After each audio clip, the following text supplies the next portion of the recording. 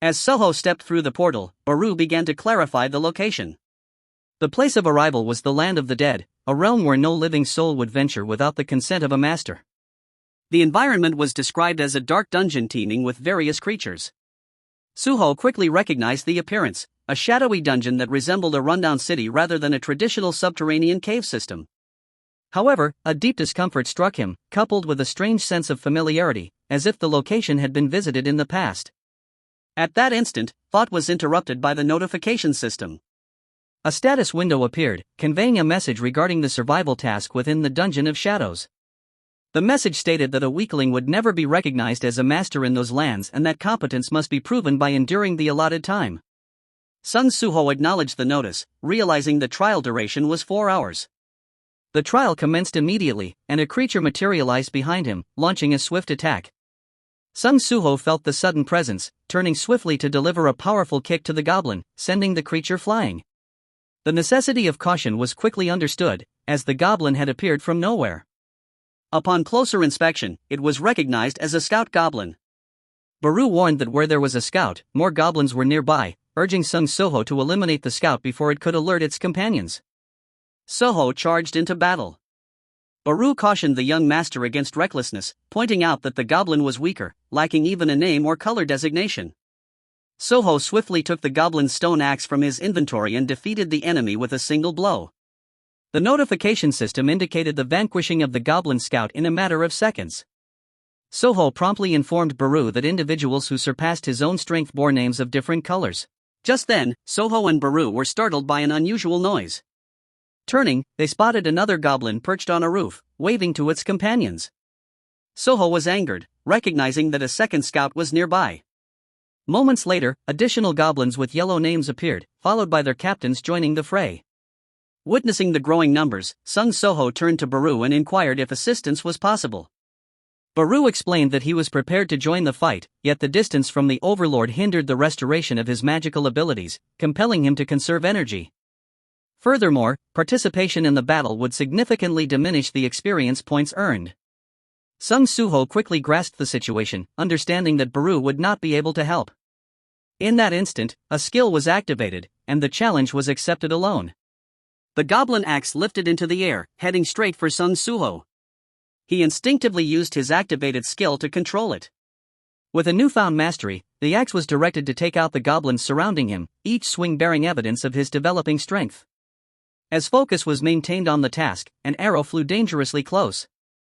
Suho reacted swiftly, snatching the projectile from the mid-air. Looking up, he saw a goblin archer on the roof preparing to shoot another arrow.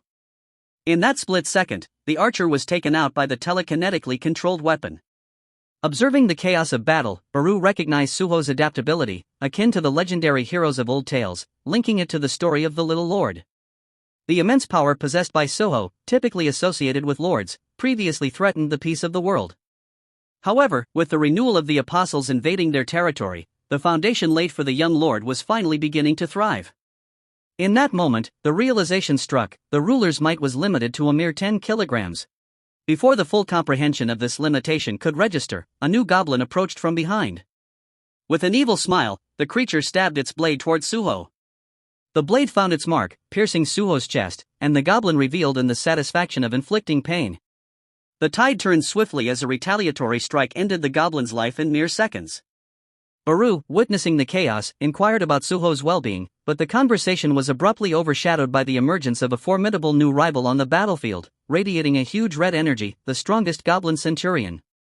Unaware of this specific new threat, Suho steadied himself, drawing his weapon with deliberate slowness, preparing to confront the relentless attack of the goblins encircling him. His resolve remained unwavering as he braced for the impending clash. With a confident look, he assumed a fighting position and engaged in a fierce battle, slashing with his blade. Taking out multiple goblins swiftly, he surprised everyone by hurling the dagger straight at the goblin centurion, hitting the target with remarkable speed. Sun Suho felt energized and fought with all his strength and power. Suho's HP gradually decreased from 118/190 to 84/190 and then to 53/190. The battle was far from over, but he fought with unwavering determination, knowing this was the best opportunity to advance against formidable foes. Victory and the Shadow Extraction. After enduring for 4 hours, a notification appeared of quest completed, level increased, and skill acquired is of resilience. With the newfound strength, he swiftly defeated the goblins blocking his path. The system showed a warning that time was running out and the mission had to be completed. Encouraged by Beru's words of praise, son Suho pressed on, confident in succeeding. Upon completing the challenge, he was rewarded with a glowing item, a runestone, Shadow Extraction. Suho, doubtful, asked about the use of the runestone. Beru felt immense joy as the young lord obtained the Shadow Extraction skill. During the battle, Suho had realized the acquisition of the skill Resilience, and following his awakening, access to a leveling system was gained.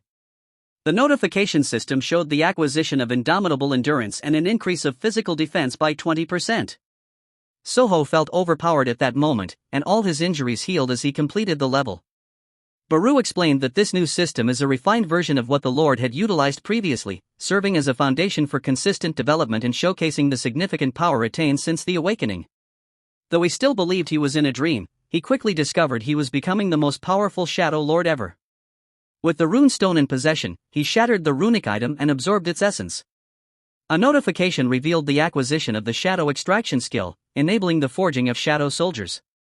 The rate of failure for extraction depends on the target's experience points and the duration of time since death. After reviewing the notification, a doubtful question was posed: could he really create Shadow Soldiers? Beru explained that this skill allows the creation of soldiers from corpses, similar to how Beru was created. Shadow Extraction is the essence of the authority that made the current Shadow Monarch, a power granted to Sun Jinwoo. Suho described the situation as akin to a necromancer's abilities. However, in order to control corpses, the target must first be hunted, meaning only creatures weaker than the user can be controlled.